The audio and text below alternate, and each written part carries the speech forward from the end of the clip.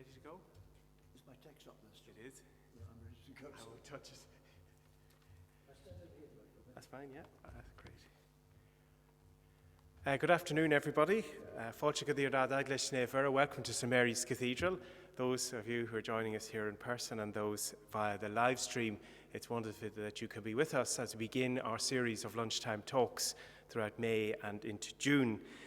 The series will focus on various anniversaries that are happening the latter part of this year and into this year as well, and we're observing personalities and persons associated with Limerick in various guises. At this point, I'd like to say a few thanks. Firstly to Peter Barley, our organist and director of music, who has kindly facilitated the grant application and all the various events that are taking place here as part of the festival and events programme. Thank you to Noreen Elliker, our tourism officer, who again is our person on the ground and a welcoming face here in the cathedral. At this point, thank Limerick Culture and Arts Office, who have very kindly supported this series of events, along with Limerick City and County Council and limerick.ie. There's no registration required for any of these events, and they will be recorded and available via the Cathedral live stream at Church Services TV to view for the next couple of months. So please do join us not only today, but in the weeks to come. Today's talk is on Winnie Barrington, who's pictured behind me as an innocent victim of war. This week marks the 100th anniversary of her untimely death. Our guest speaker is Dr. Brian P. Murphy, OSB, who's a member of the Benedictine community at Glenstal Abbey, which are great friends of the Cathedral and of Limerick City Parish. Dr. Murphy is a graduate of the University of Oxford, the University of Dublin, and UCD. He has published several books. Among them are Patrick Pearse and the Lost Republican Ideal, John Charter's Man of Mystery of the Treaty, and the Origins and Organisation of British Propaganda in Ireland. He's also published a beautiful book on Glenstal Abbey Gardens and has numerous articles in many academic journals. His most recent publication on Winnie Barrington was launched here in the Cathedral in 2018, as the Barrington family has close links here with the Cathedral and with Abingdon Church in Maru. And it's on the subject of Winnie that he's addressing us today. Dr. Murphy, you are very welcome indeed. Thank you.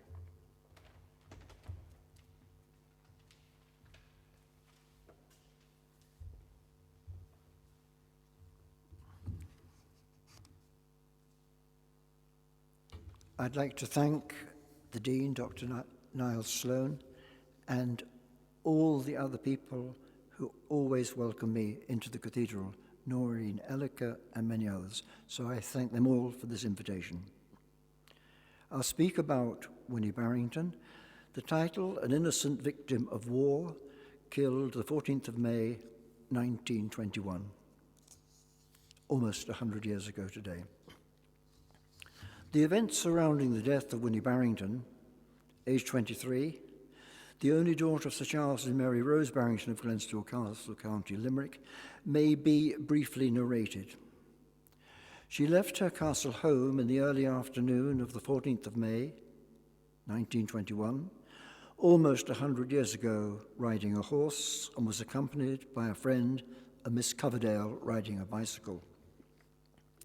They travelled to Newport, County Tipperary, about 10 miles away, and met a Major Gabbett, who was well known to her father.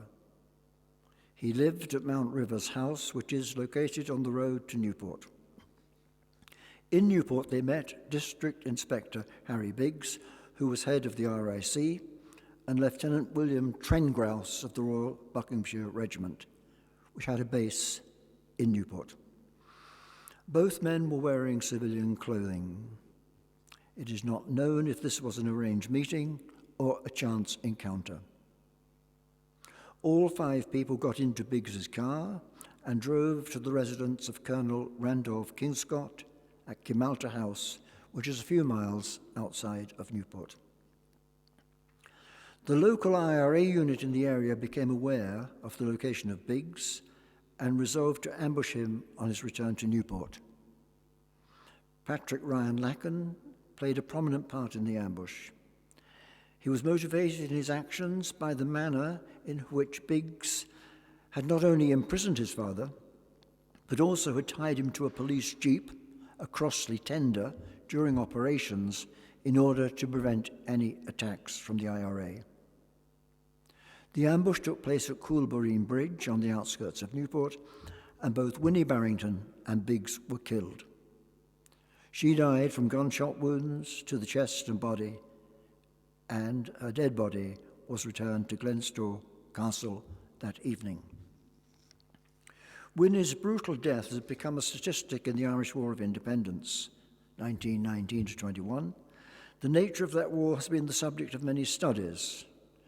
Rather than to engage in those debates about the character of the war, it seems fitting to reflect on the life of Winnie Barrington and the contribution of the Barrington family to life in Limerick over many years. Winifred Frances Barrington was born on the 5th of July, 1897, at 50 Upper Mount Street, London. Her parents, Sir Charles and Mary Rose Bacon, had been married in London on the 14th of February, 1895. The location of her birth and of her parents' marriage provide evidence of their connection to England, but they were also deeply rooted in Ireland. This duality of allegiance was recognised by everyone in Limerick, especially in the area around Glenstore. To illustrate that point, one has only to reflect on the reception given to the newly married couple when they arrived at Boher railway station on their way to Glenstore Castle on the 18th of February, 1895. The railway station at Boher and the roads to the castle were decorated with floral arches, and the Maru pipe band played as they passed through the village.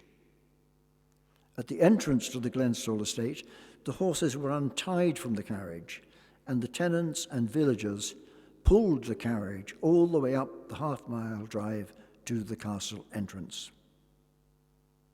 The manifest goodwill was based not only on the Barringtons' good relations with their neighbours, but also on the wider appreciation by Limerick people of the benefits brought to them by Barrington's Hospital, which had been founded by the family in 1829 with the aim of caring for the poor of Limerick. The celebrated bard of Thomond, Michael Hogan, gave expression to the importance of the hospital in a poem in 1879. He wrote, "All hail to everyone assembled here, to help that hospital by Shannon's wave, which Barrington nobly built and to the people gave. Blessed be each patronizing friend and giver, and blessed be Barrington's noble stock forever." Similar sentiments had been evoked by the achievements of Winnie's father, Sir Charles Barrington, 1848 to 1943, who had attended rugby school in England and was responsible, while at Trinity College, for drawing up the laws of rugby football for Ireland in 1868. This accomplishment alone should merit worthy recognition in the Limerick and Munster of today. Charles and his brother Croker were also great oarsmen and competed for Ireland in races in America to celebrate the centenary in 1876. On their return, they had been welcomed to a special reception in Glenstore in January 1877, at which Father Duggan, the curate at Maru, said, quotation, "The family of Glenstore are a liberal one. They are not swayed by any feeling of bigotry, and the best and kindest of terms exist between the residents of the fine old castle and the residents in every part of the country abroad." At the same function, Winnie's father told the audience that while in America, we felt proud that we were able to call ourselves Irish men and above all, Limerick men. Winnie Barrington, therefore, was born into a noble family which was remarkably well integrated into the wider community. The Barrington family increased in subsequent years when two sons, two brothers to Winnie, were born. Charles, born on the 6th of June 1902, and Alexander Fitzwilliam, born on the 19th of November 1909.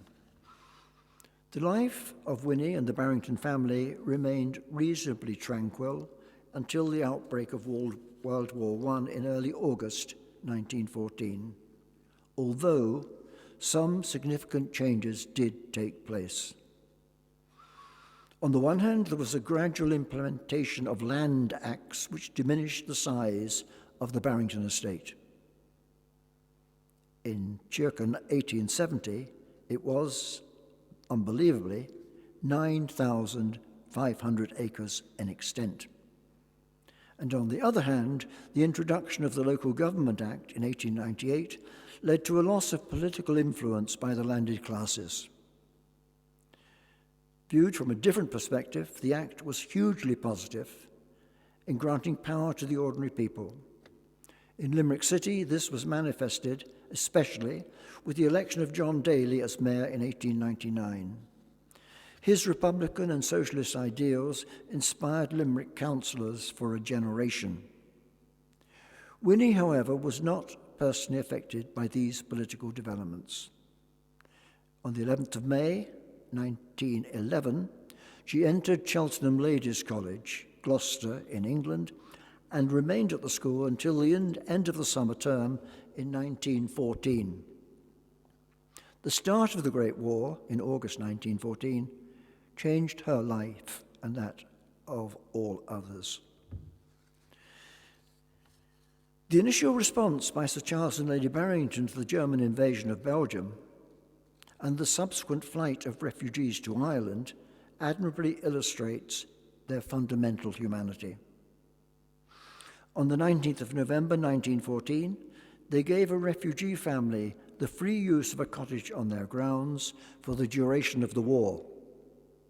The Limerick Chronicle of the time, the 21st of November, recorded that the young family of parents and 2 children were probably the very first to arrive in Ireland.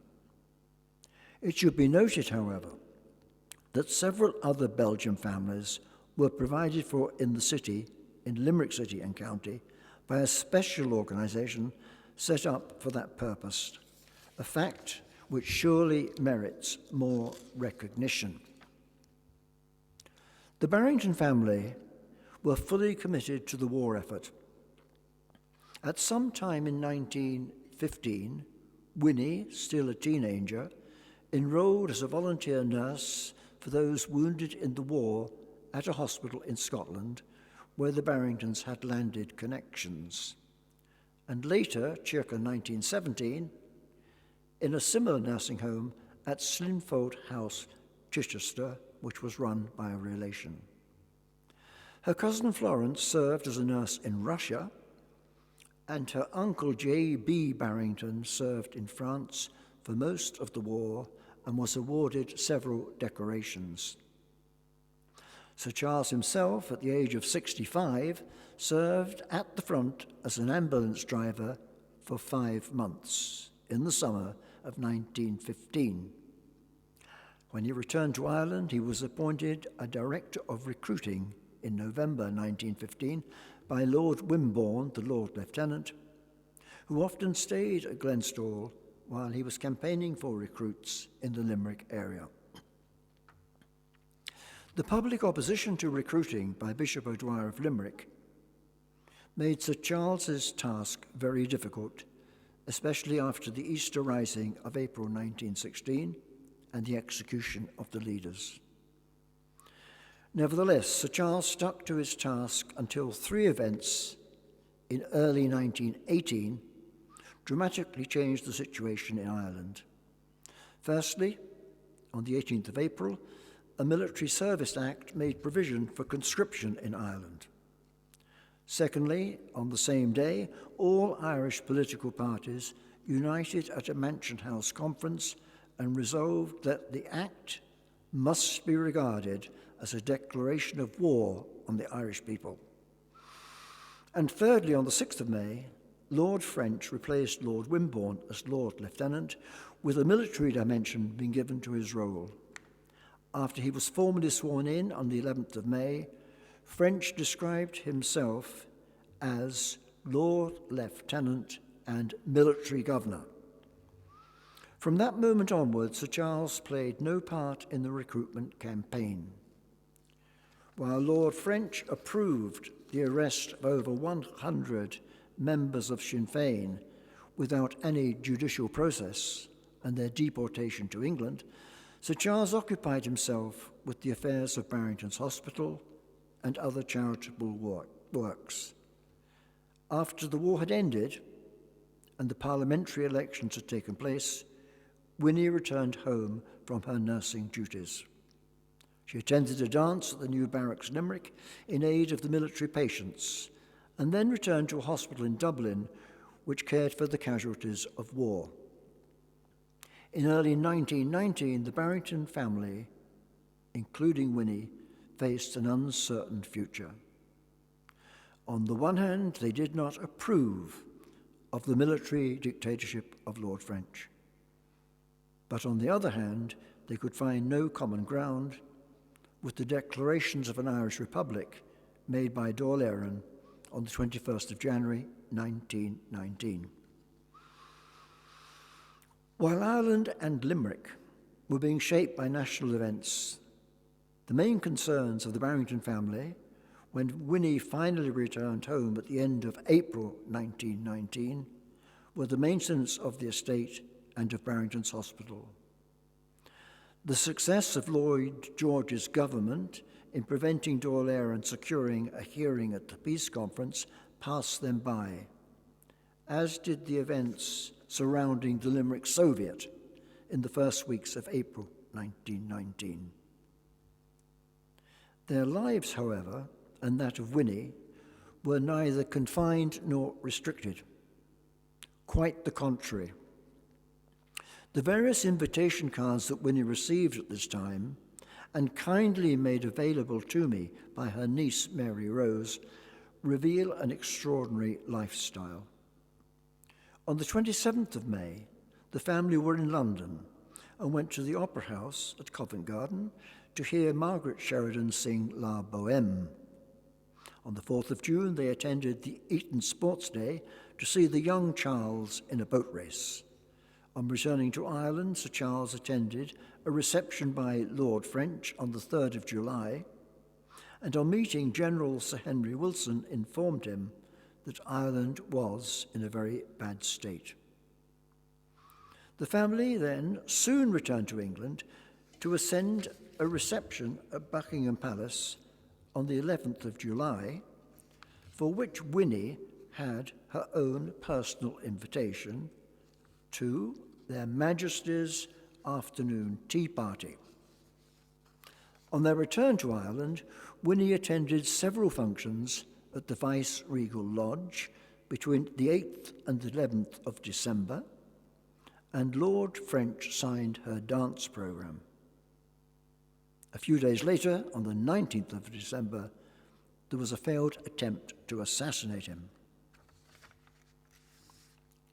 This incident provided a stark reminder that conditions in Ireland had changed dramatically. Dáil Éireann was attempting to function as a government and was supported, in a military manner, by men who had taken an oath of loyalty to it. This marked a significant change to the armed incidents that had already taken place. At the same time, Michael Collins, as Minister of Finance, introduced a Dáil Éireann loan on the 19th of June. The fact often ignored that Limerick City, East and West divisions, with George Clancy and Sean Wall playing important parts, raised more money than any other areas of Ireland, indicates strong support for independence in all of Limerick. Faced by these developments, Lloyd George's government increased their armed forces in the country and sent Walter Long on a special mission to Ireland. On the 20th of September, he drafted a memorandum which recommended a special status for the Unionists of Ulster. If Sir Charles Barrington and his fellow Unionists could discern any positive signs in these developments, It rested in the appointment of those of the Protestant faith to resolve the issues surrounding the ownership of land.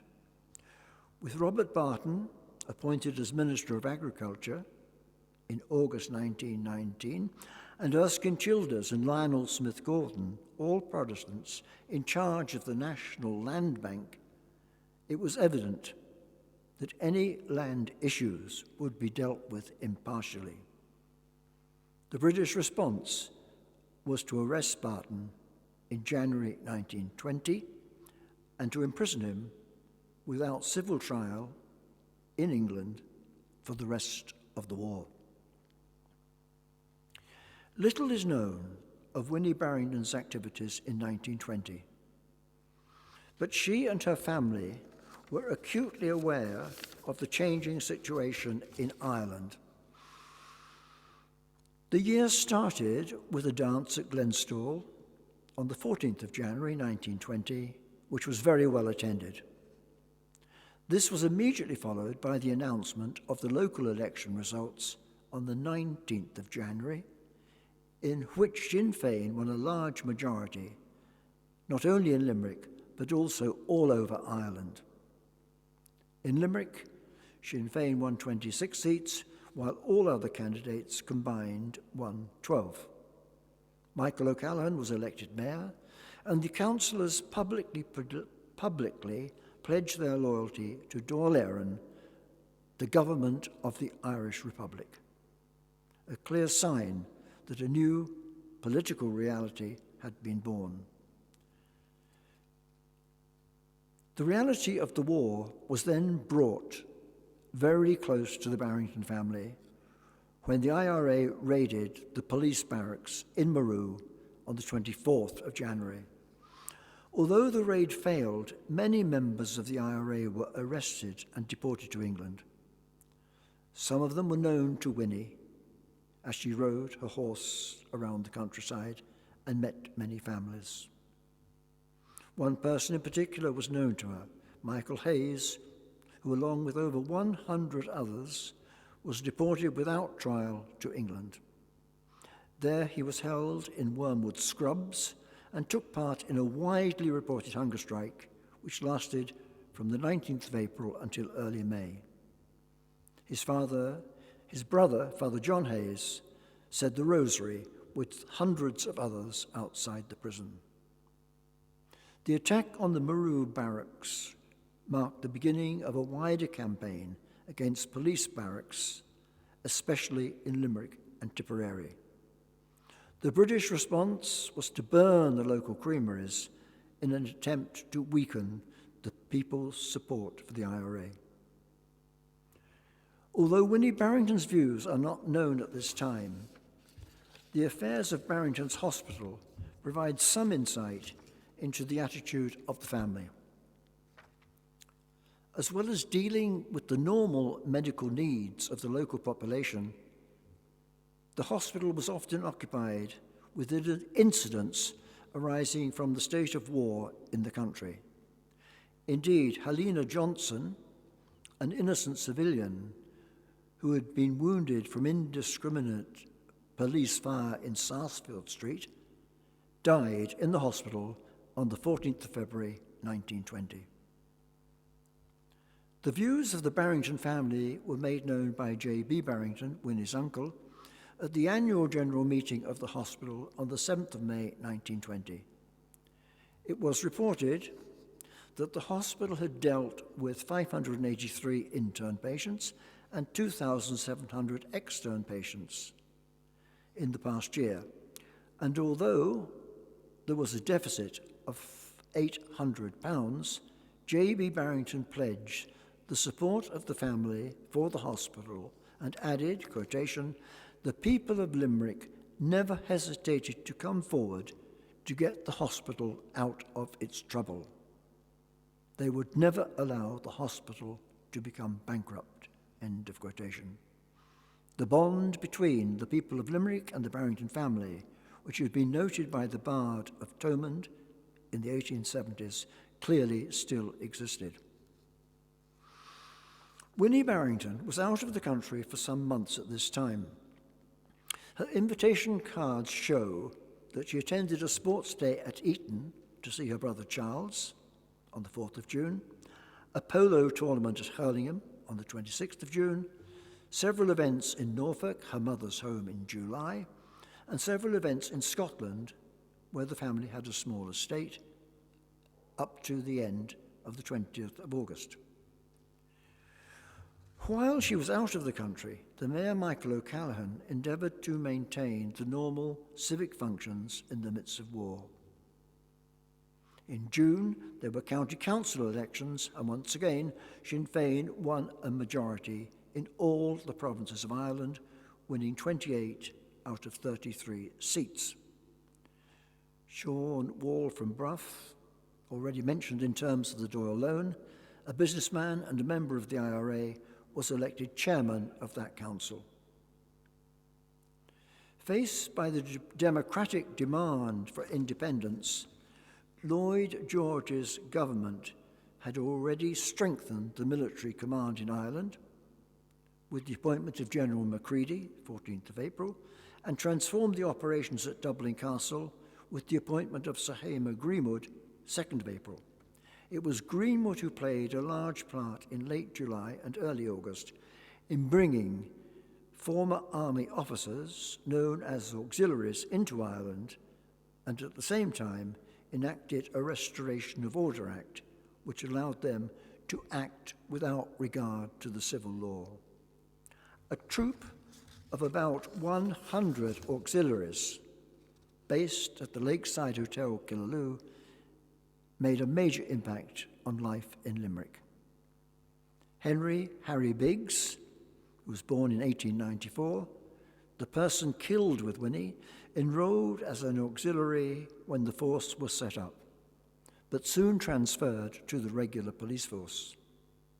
His career record in the army during the war contains evidence of insubordination and troubled health. He took up his appointment at Newport on the 21st of December. My thanks are due to Dr. Patrick Ryan of Newport for his research into the details of Harry Biggs's life. While these events were happening, Walter Long's plans for special provision for the Unionists of Ulster had passed 2 stages in the House of Commons and were coming to fruition. These developments led to a response by Sir Charles Barrington and many Southern Unionists, which provides an important insight into their views at this time. At a meeting in Limerick on the 21st of August, they stated their opposition to a 6-county Northern Ireland and declared that we here present take this opportunity of stating that we have never experienced any religious intolerance in the past, and we do not anticipate any in the future. Strong words that provide a very clear understanding of the religious situation in the country, and at the same time undermine recent academic claims that sectarianism was an element of Irish Republican policy. This statement and other similar ones by Unionists from all over Ireland proved futile. The Government of Ireland Act received the royal assent on the 23rd of December and came into effect on the 3rd of May 1921. It has just been commemorated.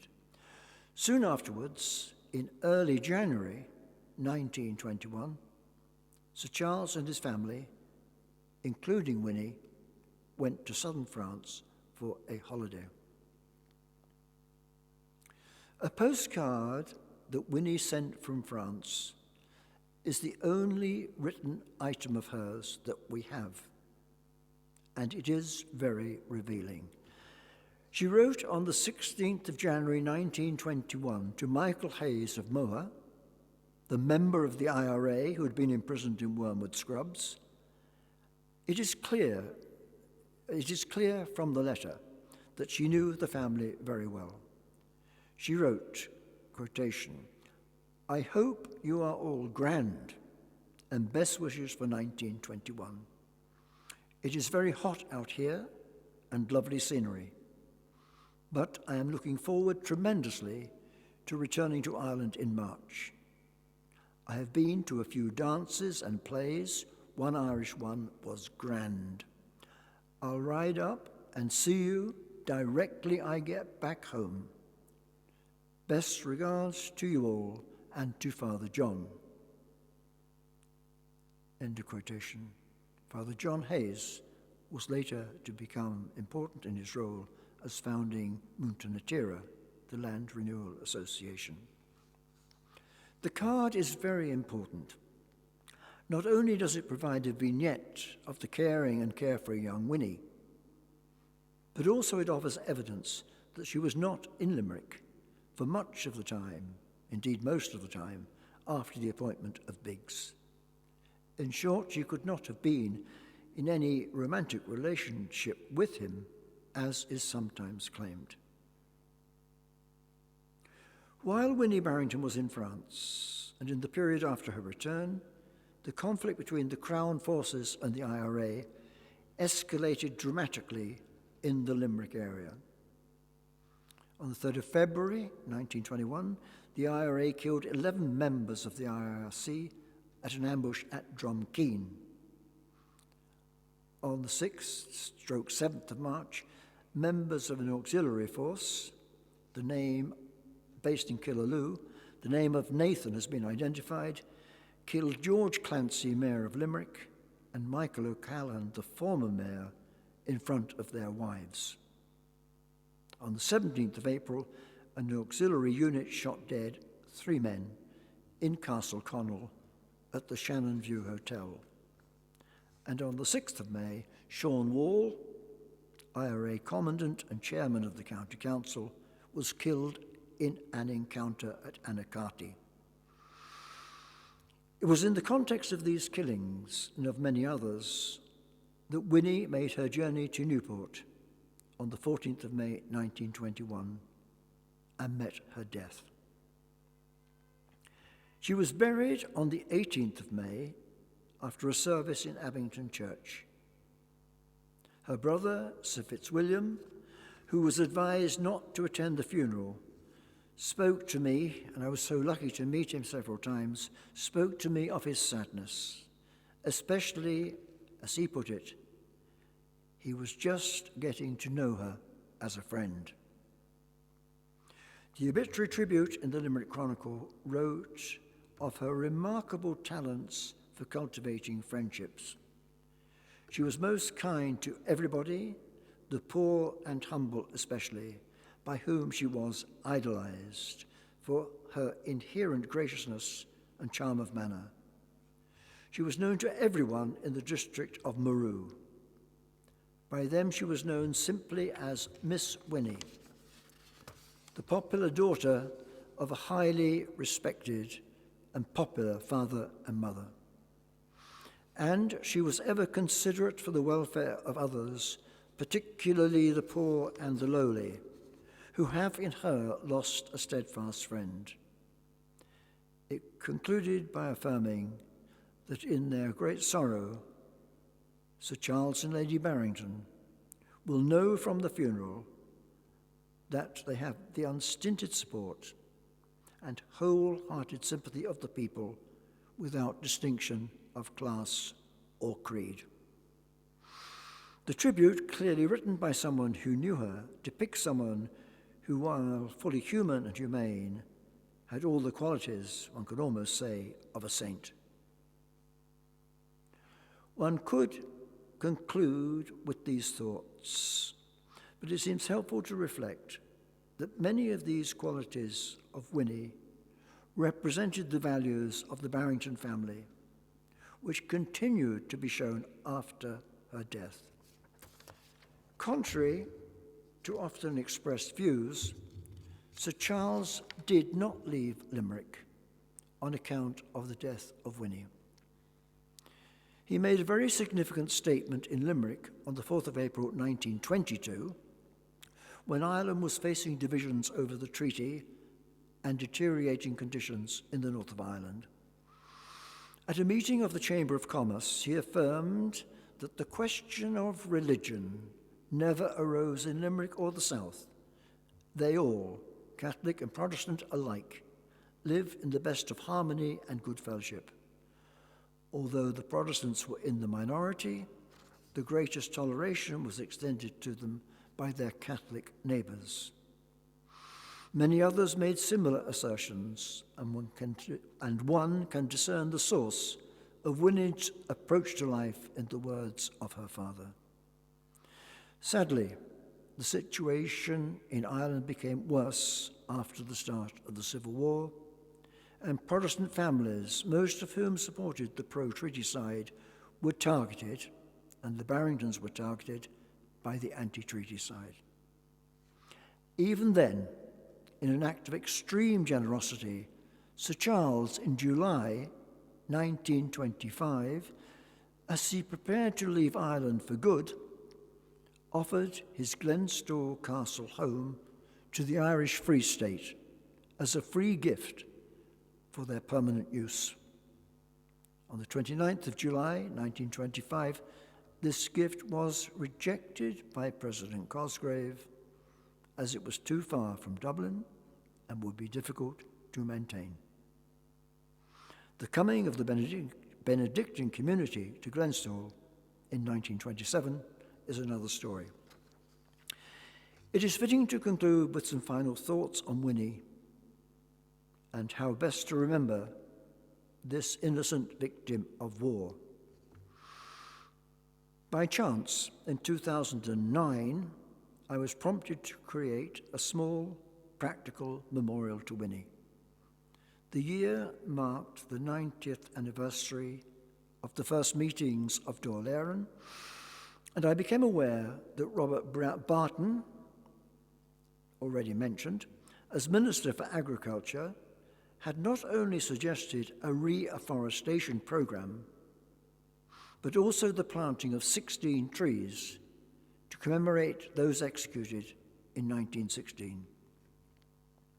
At that time, I was restoring the old Barrington walled garden known as the Lady Garden. That is to say, it was especially associated